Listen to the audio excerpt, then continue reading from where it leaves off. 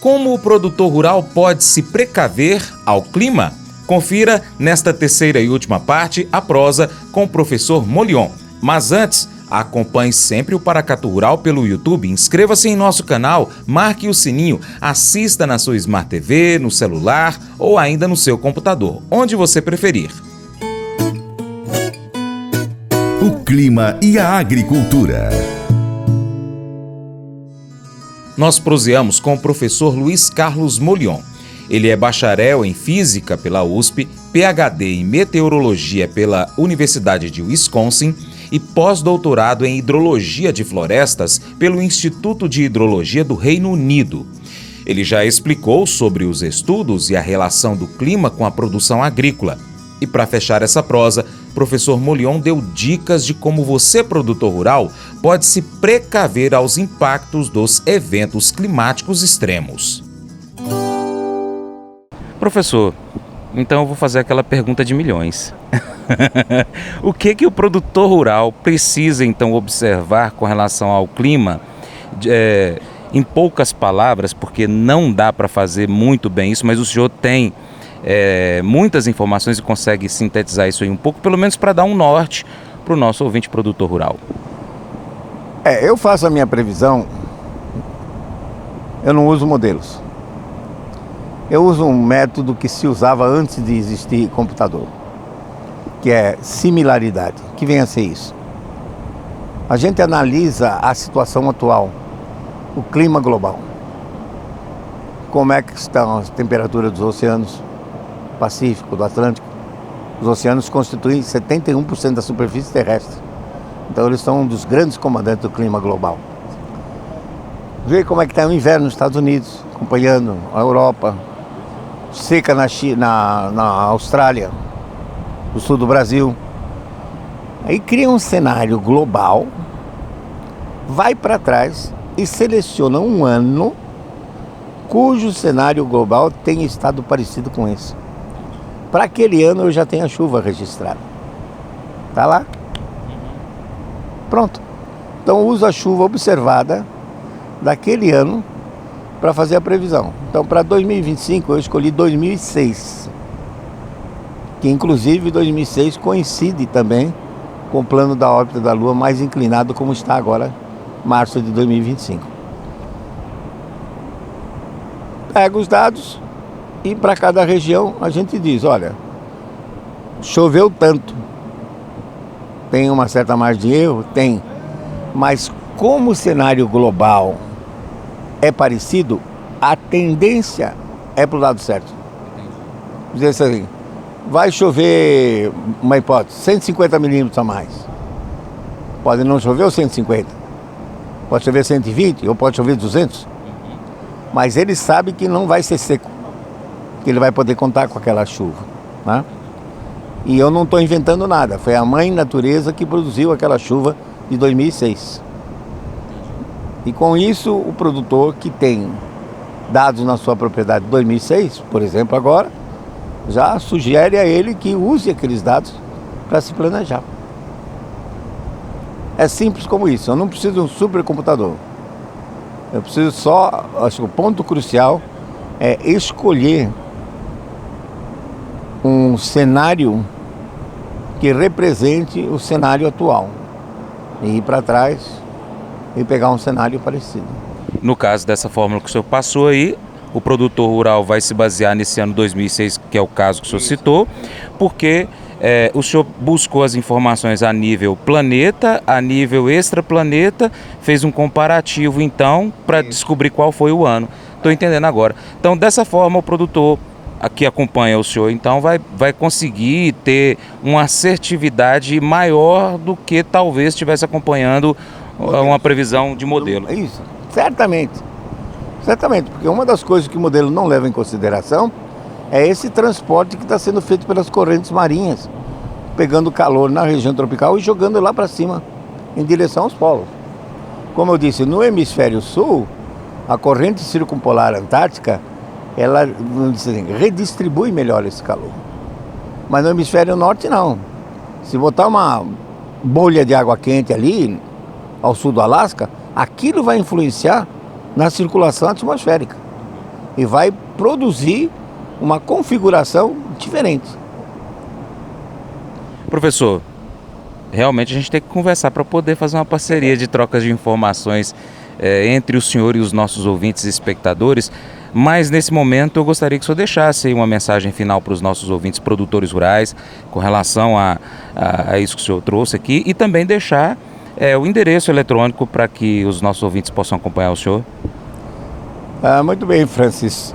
Eu diria o seguinte, que se a gente olha a climatologia de Paracatu, por exemplo, e isso vale para praticamente todo o centro-oeste, inclusive norte do estado de São Paulo, nós temos de outubro a março chuvas e de abril a setembro a maioria dos lugares chove menos de 10% total anual.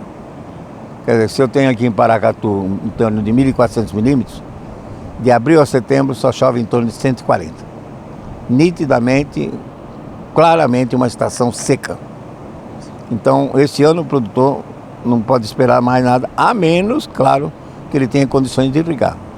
Se ele tiver condições de irrigar e, obviamente, produzir produtos agrícolas de alto retorno, que ninguém vai irrigar milho, soja, que não compensa, produz outros produtos de alto retorno que tenham mais valor agregado no mercado.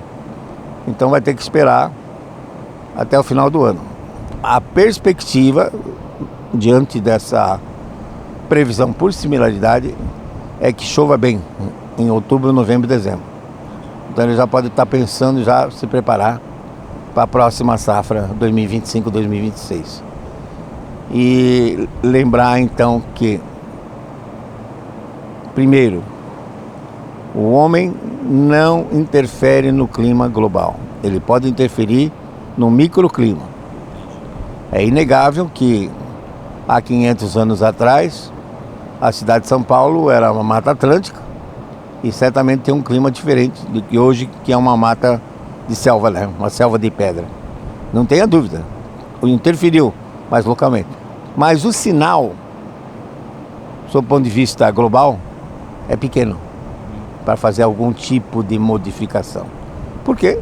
Temos 71% de oceanos, 29% de continentes. Dos 29% de continentes, 16% são terras geladas e desertos. Deserto do Saara, Antártica. Antártica é um continente de 14 milhões de quilômetros quadrados. Então, dos 29 menos 16, resta 13. Dos 13, ainda temos 7% de florestas. Temos florestas tropicais, como Amazônia, Congo, Bornéu, mas também temos as florestas boreais, no norte do Canadá, norte da Europa, da Sibéria, que somam, pasme você, 17 milhões de quilômetros quadrados.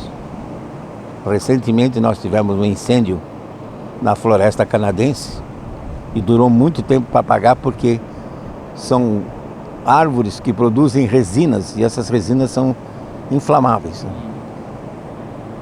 Bom, 16 mais 7, 23, para 29, o homem, com todas as suas cidades e seus campos cultivados, só ocupa 6% da superfície do planeta, contra 71% de oceanos.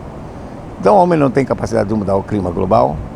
Toda essa besteira que está por aí, mudanças climáticas, deve ter razões por detrás que nós não temos conhecimento hoje. Talvez a história no futuro elucide isso. E nós temos então que baixar, vamos dizer assim, o poder que esses ambientalistas têm. O Brasil é um país muito visado, por conta que, se você fizer as contas, hoje é o único país que pode aumentar a produção de alimentos no mundo. Diz, mas a África poderia contribuir? Pode. Mas o problema da África não é clima. O problema da África é cultura.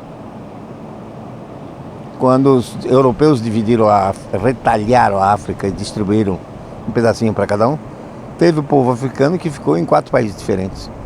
Então eles não respeitam fronteira, não respeitam propriedade. Recentemente tinha um grupo canadense plantando no Sudão, chegou uma tribo nômade, matou todo mundo e se apossou do cultivo. Então, para plantar na África, o cara precisa ter um exército protegendo ele. Até os chineses já desistiram. Então, se você olhar geograficamente, o único país que pode contribuir é o Brasil. 92% do nosso território dentro da região tropical. Então, o país realmente do futuro, e o produtor é o grande ator nisso. É graças ao agronegócio que esse país resiste. Vou dizer resiste, porque a roubalheira é tão grande que é até impossível de medir quanto está sendo roubado. Às vezes eu digo assim, se você pegasse um país rico na Europa como a Alemanha e submetesse a corrupção que o Brasil tem, a Alemanha já teria falido. Tá? E nós não. E é graças ao produtor rural. Então, o produtor rural deve ficar atento para isso, não só analisar o quintal dele, mas ter uma visão mais holística, mais global, para ver o que está acontecendo. E aproveitando este evento, feijão não é uma commodity. E o feijão pode responder a preços regionais, não controlados por essas máfias, que controlam a soja, controlam o milho, controlam o açúcar, o etanol. É essa a mensagem. O homem não tem capacidade de mudar o clima global. A variabilidade é natural. Último exemplo. Eu recebo uma mensagem de Assunção, no Paraguai. Gaúcho plantando arroz nas margens do Paraguai. Professor, o senhor precisa dar um apoio aqui, porque a população e o meio ambiente está dizendo que o rio Paraguai está baixo por conta que no nosso arroz. Que todo agrônomo sabe que o cultivo do arroz irrigado realmente a evapotranspiração é maior. Só manda um áudio, aí pensei que vou fazer um vídeo para ele, um vídeo curto. Aí expliquei como é que estava a situação, por que o Centro-Oeste no primeiro semestre de 2024 ficou seco. Basicamente porque no Caribe tinha muita chuva, 2 furacões, o Milton e Helena, e o ar sobe lá, deixa toda a umidade, se desloca para o sul e desce em cima da gente seco. Então não tem como. Tem um lugar aí que parou de chover em abril e passou quase 180 dias, o ano passado, sem chover nada. Para finalizar com um golpe de tacape, né? Uma porrada, vamos dizer assim. Eu tenho dados da vazão do Rio Paraguai desde 1901. São mais de 120 anos de dados. Eu fiz uma tabelinha. Os 10 níveis mais baixos do Rio Paraguai. Primeiro lugar, 1964, há 60 anos atrás. Segundo lugar, 2024. Terceiro lugar, 2021. Mas, em sétimo lugar, aparece 1910. Em oitavo, 1944. Em décimo, 1915. Eu concluí simplesmente que é ao longo da mensagem. Qual era o desmatamento ou a área cultivada em 1910 para o Rio Paraguai ter registrado o 7º nível mais baixo? Variabilidade natural, né? Então o homem não tem interferência. Quando o evento é extremo, o comando é da escala global. Nos Estados Unidos, é celebrado o Dia de Ação de Graças uma vez por ano. Mas Deus quer que sejamos intencionais sobre a nossa gratidão todos os dias. Ele quer que desenvolvamos este hábito espiritual que se reflete na vida daquele que crê em Jesus Cristo. A verdade é que quanto mais profundamente você entende o amor de Deus, mais grato você será. Então, o que significa ser radicalmente grato? A Bíblia diz em 1 Tessalonicenses, capítulo 5, verso 18: Deem graças em todas as circunstâncias, pois esta é a vontade de Deus para vocês em Cristo Jesus. Isso é gratidão radical.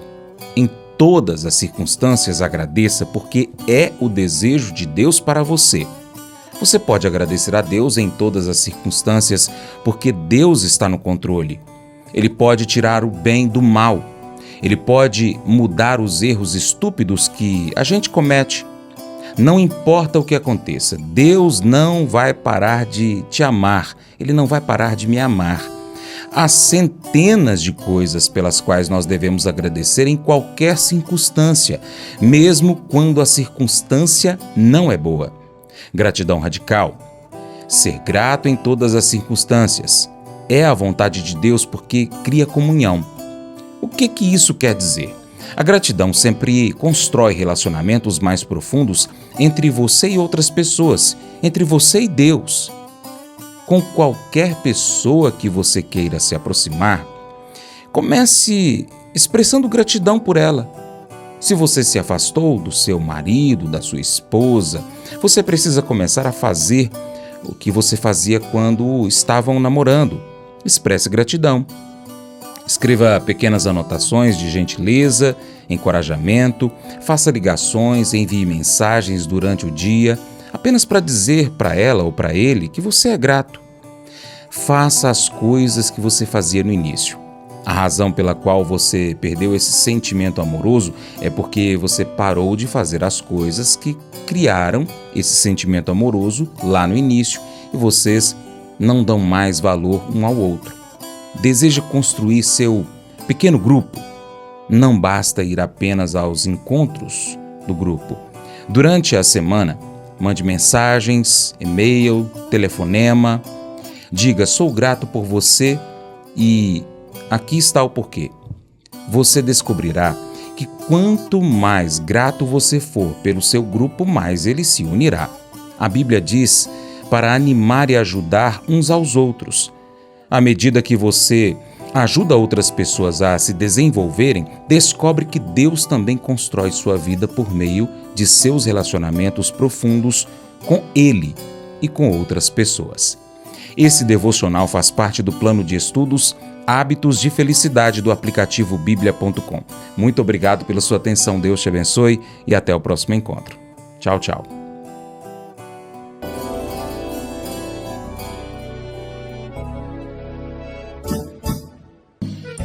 Acordo de manhã para prosear no mundo do campo, as notícias escutar. Vem com a gente em toda a região com o seu programa Paracatu Rural. Tem notícias, informação e o mais importante, sua participação. Programa Paracatu Rural. Programa Paracatu Rural.